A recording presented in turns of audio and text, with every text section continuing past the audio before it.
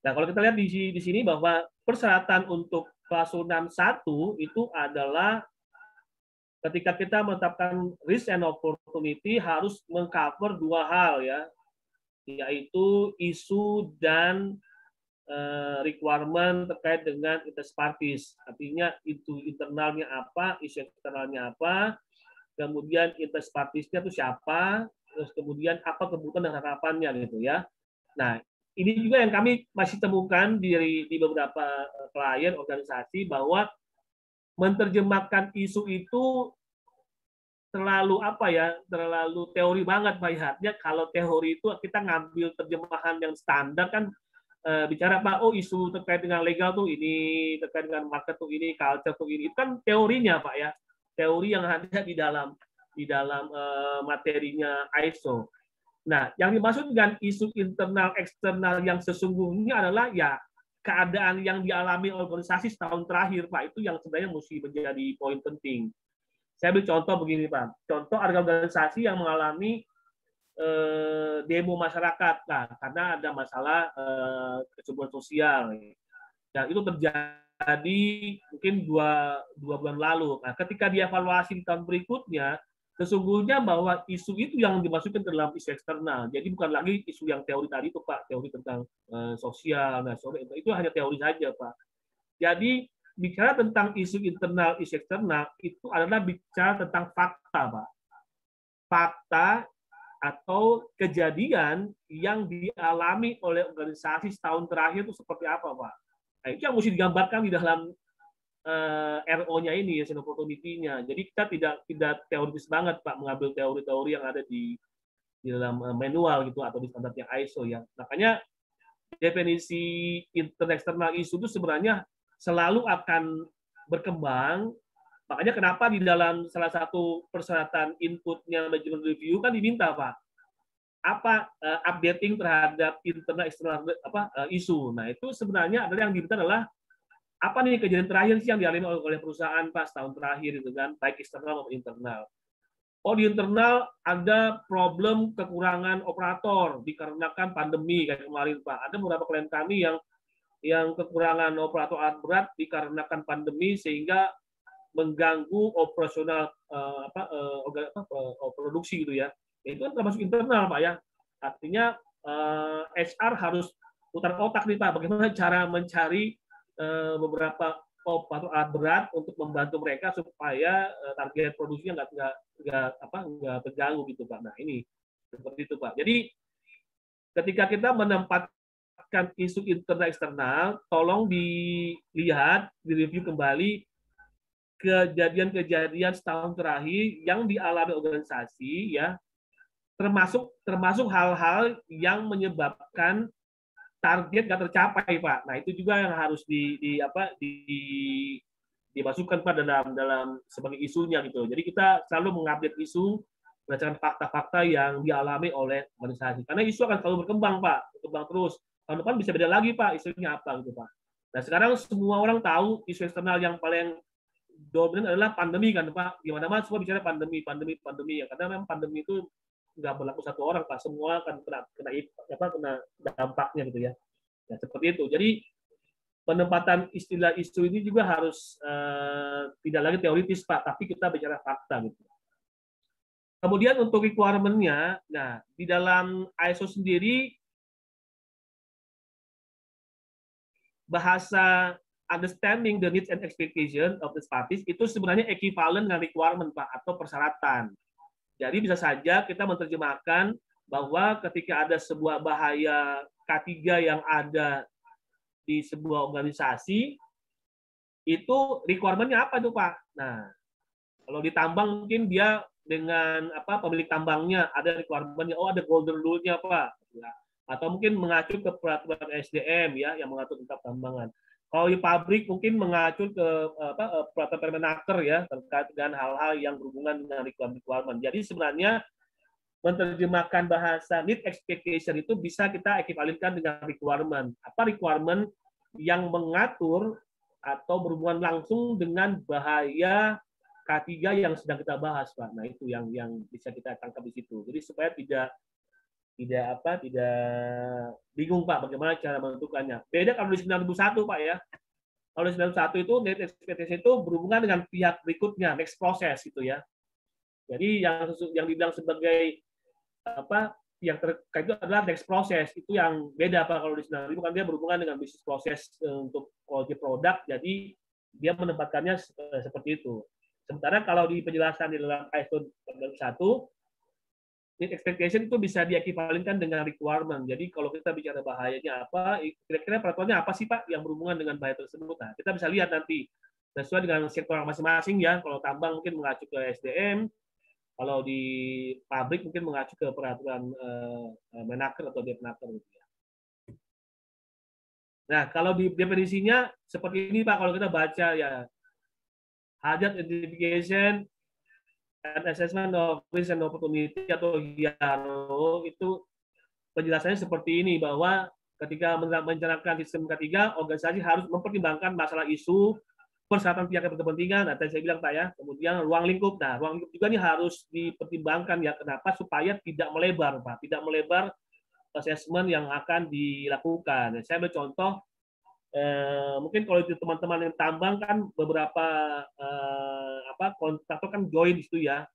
Nah, supaya wilayahnya tidak saling tumpang tindih, nah itu harus dibatasi dengan layout ya, area-area mana saja yang menjadi tanggung jawabnya kita, supaya kita tidak overlap ke yang lain. Dan juga sangat membantu ketika ada audit ya, supaya auditornya juga tidak overlap juga gitu. Makanya penting sekali kita membatasi sistem manajemen itu dengan ruang lingkupnya gitu. Kemudian di sini dibilang bahwa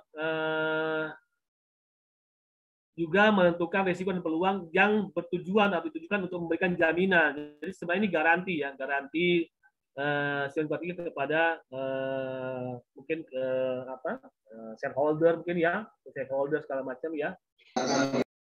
Kemudian bagaimana mencegah mengurangi efek yang tidak diinginkan dan mencapai perbaikan, tetap continuous improvement gitu. Kemudian ketika menentukan peluang ya, organisasi harus mempertimbangkan bahaya. Jadi komposisinya sudah jelas Pak, di dalam requirement-nya jelas ya, ada bahaya, ada risiko ketiga, risiko lain, ada peluang ketiga, peluang lain. Kemudian juga ada requirement di situ Pak. Apa requirement yang mengatur tentang bahaya K3 tersebut ya. Nah, ini adalah saya ambil 7 poin saja ya, yang dari sekian poin yang ada di dalam requirement ya. Ketika kita mendeteksi bahaya, harus ada hal-hal ini ya, faktor sosialnya, kemudian ada rutin non rutinnya, kemudian human faktornya jangan lupa ya, human faktor berhubungan dengan capability, berhubungan dengan human behavior ya, karena kalau kita lihat di beberapa tahun terakhir ada beberapa kecelakaan, contoh saya ambil di tambang ya, itu karena human capability atau human behavior ya, karena keegoan seseorang yang tidak mau memberikan informasi bahaya, akibatnya orang lain mengalami bahaya, mengalami kecelakaan. Nah, itu kan termasuk juga ke perilaku ya, yang harusnya juga di assessment juga gitu. Insiden relevan di masa lalu, jadi kita bisa mereview kembali, feedback ke belakang, apa sih yang pernah terjadi ya. Mungkin di tempat lain juga ada, menjadi pembelajaran buat kita, atau juga di tempat kita sendiri ya, pernah ada masalah apa gitu. Kemudian potensi situasi darurat ya, tempat kita nih kemungkinan terjadi apa nih, oh bisa ada gempa bumi, bisa ada mungkin banjir, bisa ada kebakaran dan sebagainya ya. Jadi beda organisasi mungkin beda ini ya, beda potensial emergensi ya gitu ya, karena situasinya beda-beda gitu ya. Kemudian akses ya, ini juga harus masuk di dalam assessment ya, termasuk untuk pihak-pihak lain ya. Kalau bahasa ISO-nya itu external provider gitu ya. Jadi selain supplier, kontraktor, subkontraktor, outsourcing itu masuk sebagai external provider, itu tamu yang berkunjung ke kita juga harus di assessment juga gitu ya. Dan isu-isu lainnya ya yang berhubungan dengan instalasi ya, dengan supporting organisasi ya yang ada di organisasi gitu ya. Nah, saya ambil contoh nanti ada 2 ya, ini cuma ke tambang. Kalau tambang seperti ini, jadi physical boundaries-nya itu harus dikunci Pak ya, dalam bentuk layout, supaya tidak terjadi overlapping dalam assessment, kemudian juga tidak tumpang tindih dengan dengan perusahaan lain, kemudian juga akan sangat membantu pada saat audit. Auditnya tidak akan melewati skop yang sudah dibatasi. Nah, ini perlu sekali dipahami oleh teman-teman di tambang supaya memastikan bahwa area mana saja yang menjadi tanggung jawabnya perusahaan Anda gitu ya, supaya tidak salah audit dan tidak overlap ya.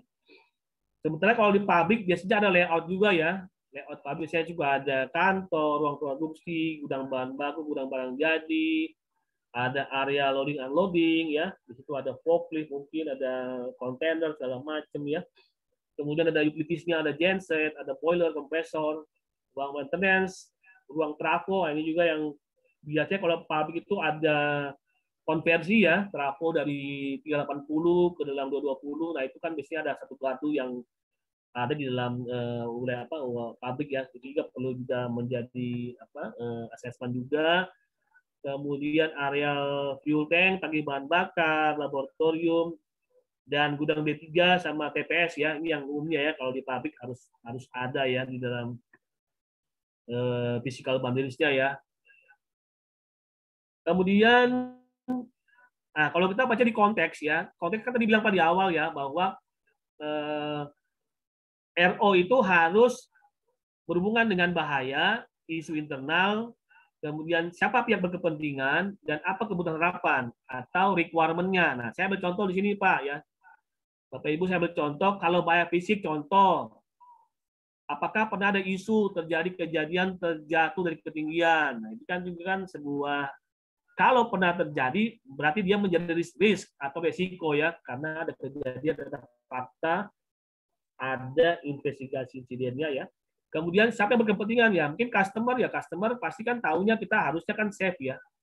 Tidak boleh ada apa-apa gitu kan. Kemudian government kenapa? Karena yang punya regulasi pemerintah gitu. Kita harus taat ke sana gitu. Jadi bagaimana kita mau memenuhi requirement pemerintah kalau kita sendiri tidak menjaga keselamatan kerja untuk di tempat kita gitu ya. Saya bercontoh kalau case-nya bahaya fisik kemudian impact-nya terjatuh dari ketinggian, maka requirement-nya mungkin kita bisa ambil di Permenaker 9 2016 ya, itu berhubungan dengan bekerja di ketinggian. Kemudian bahaya fisik lainnya mungkin bekerja di ruang terbatas atau confined space ya, itu juga bisa kita lihat di Permenaker 37 ya. Kalau ada teman-teman yang punya areal tangki underground ya, yang mungkin perlu dibersihkan overall itu dikuas segala macam. Nah, itu berlaku ini Permenaker 37 ya tentang tangki timbun ya. Kemudian terkait dengan kebakaran atau ledakan ya, ini berupa emergency ya, ada di 186 ya tentang emergency response team ya, bagaimana cara mengendalikan ya.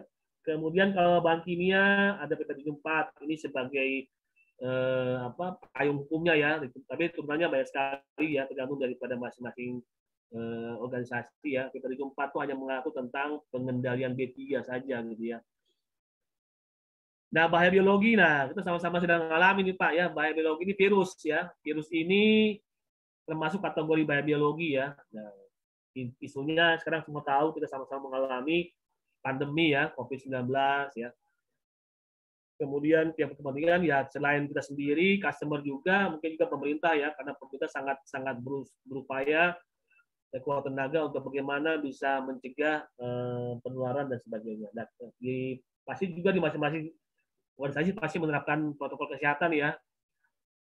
Kemudian bahaya ergonomik ini juga yang sering dianggap sepele ya, bahwa ergonomik itu kalau terjadi yang namanya low back pain atau saraf kejepit atau mungkin nyeri tulang belakang itu, wah itu luar biasa loh sakitnya loh. Mungkin kalau kita belum pernah alami, mungkin cuma sakitnya luar biasa dan itu pasti akan dirawat itu kan, nggak mungkin bisa langsung kerja lagi ya. Nah, ini kadang-kadang dipicu oleh kita kadang-kadang sudah menganggap sepele terkait dengan faktor kursi ya, kursi kerja kita di kantor, apalagi teman-teman yang banyakkan duduk di office ya, banyakkan duduk di depan komputer, banyakkan kerjanya di depan meja di meja kerja ya, depan komputer. Kemudian posisi duduknya tidak benar, nah ini kan memicu terjadinya potensi terjadinya low back pain ya, gitu ya. Itu ada di Permenaker 5. Jadi kita linknya seperti itu, Pak. Jadi tadi kan dibilang bahwa ada bahaya, ada isu, ya, ada kebutuhan pihak terkait. Nah, kemudian apa nama peraturannya? Nah, ini seperti itu. Jadi kita harus melingkar. Nanti ini akan masuk dalam tabel RO nanti, Pak, ya. Gitu. Nah, kemudian ketika kita bicara tentang perbedaan antara risk opportunity, sesungguhnya bahwa tadi di awal definisi bilang bahwa resiko itu ada sebuah ketidakpastian gitu ya, satu hal yang nggak pasti gitu ya. Nah, bisa dibagi dua nih Pak, ada yang berdampak positif, ada yang berdampak negatif ya. Kalau isunya itu berdampak positif, berarti dia akan mengarah kepada peluang atau opportunity gitu kan. Bagaimana kita membuat sebuah improvement ya untuk bagaimana meningkatkan kinerja ya, menjaga keberhasilan yang sudah didapat ya. Tapi kalau dia masih menimbulkan sebuah masalah dan ada faktanya, ada bukti ketidaksesuaiannya, maka dia menjadi negatif impact ya. Itu yang disebut sebagai risiko. Nah, risiko kalau menurut ISO, pengendalian yang masih sama seperti di OSAS, dia tetap menggunakan hierarki ya. Hierarki pengendalian risiko ya, dari mulai eliminasi sampai ke APD, itu masih kita digunakan. Gantung dari bagaimana masing-masing organisasi membuat pengendaliannya sesuai dengan kemampuan masing-masing perusahaan gitu ya. Jadi saya mau jelaskan bahwa tentunya risiko peluang itu dua hal yang berbeda ya. Satu bicara tentang positive impact, satu bicara tentang negative impact. Jadi ketika kita melakukan assessment juga harus muncul dua-duanya. Kalau kita mengalami negatif, berarti akan cenderung kepada kerugian ya, atau loss. Tapi kalau kita membuat sebuah improvement, maka itu akan mengarah kepada benefit atau keuntungan buat perusahaan. Jadi ini dua hal yang sebenarnya harus sama-sama di assessment. Makanya kenapa di dalam ISO dua-duanya harus di assessment. Ada assessment of risk, ada juga assessment of opportunity. Jadi dua-duanya harus di-assess gitu. Kenapa? Karena akan berhubungan dengan kemampuan sebuah organisasi gitu.